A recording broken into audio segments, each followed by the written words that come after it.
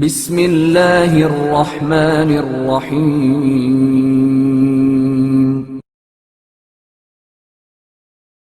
حضرت امام علی نقی علیہ السلام کی ولادت باسعادت۔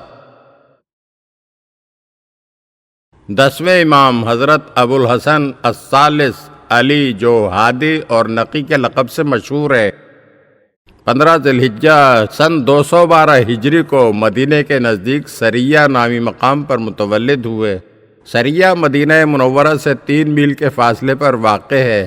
اس مقام کو حضرت امام موسیٰ کاظم علیہ السلام نے آباد کیا تھا، جو کئی برس تک آپ علیہ السلام کی اولاد کا وطن رہا۔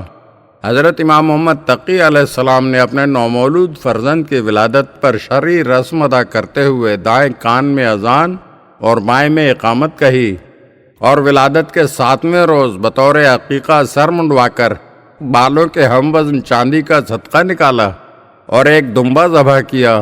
حضرت امام علی نقی علیہ السلام کے والد حضرت امام محمد تقی علیہ السلام اور والدہ گرامی سمانہ خاتون تھیں۔ حضرت امام علی نقی علیہ السلام اپنی والدہ گرامی کے بارے میں فرماتے ہیں، میری مادر گرامی میرے حق کی معرفت رکھنے والی بہشتی خواتین میں سے تھیں۔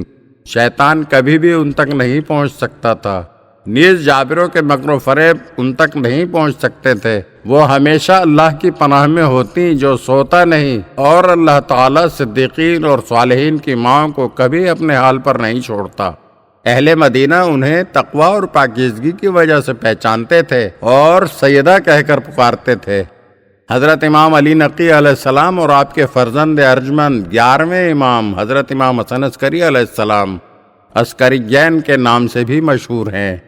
حضرت امام علی نقی علیہ السلام نجیب، مرتضی، ہادی، نقی، عالم، فقیہ، امین، مؤتمن، طیب، رشید، موضح، شہید، وفی، خالص، عسکری جیسے القاب سے بھی مشہور تھے۔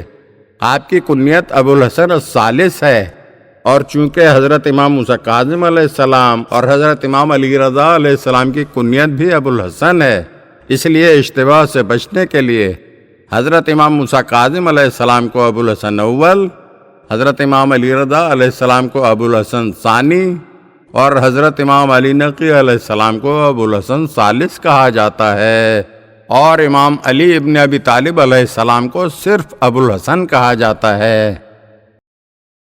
اگر آپ ہمارے چینل کی نئی ویڈیوز دیکھنا چاہتے ہیں تو ہمارے چینل کو سبسکرائب کریں اور گھنٹی کے بٹن کو دبائیے تاکہ ہر آنے والی ویڈیو آپ کو جلد موصول ہو سکے۔ اور ہاں، لائک اور شیئر ضرور کیجیے اور اپنے قیمتی کمنٹ سے ہمیں آگاہ کیجیے۔ شکریہ۔